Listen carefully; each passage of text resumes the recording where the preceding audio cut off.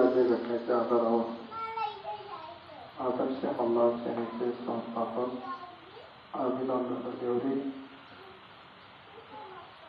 आज 5 दिवसापासून सर्व धर्म समभाव सूत्रपाडा पुण्यनगरीमध्ये आमरण उपोषण करत आहे.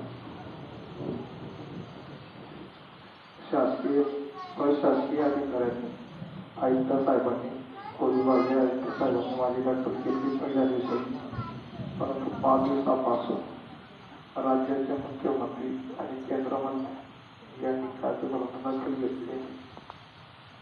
मी भारतीय राज्यघटनेच्या कलम 14, 16, 19,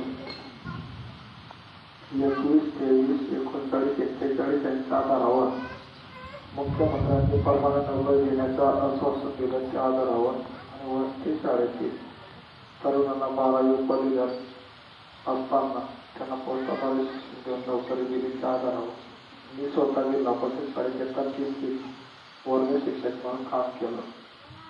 मला सुद्धा वस्तीचा कायदा लागू.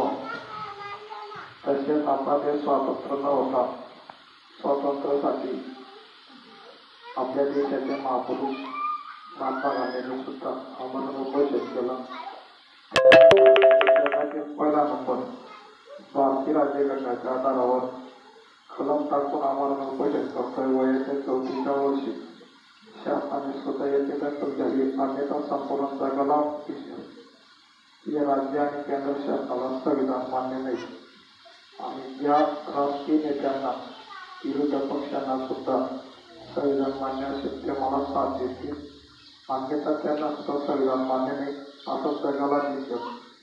सर्व तरुण पिढी जे रोजगारासाठी वंचित आहेत त्यांना वंचित करू नका एवढं विनंती करतो. भारतीय संविधानाचा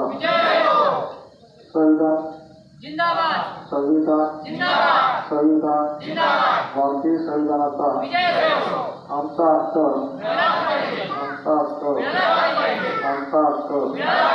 आम्ही भीक मागत नाही.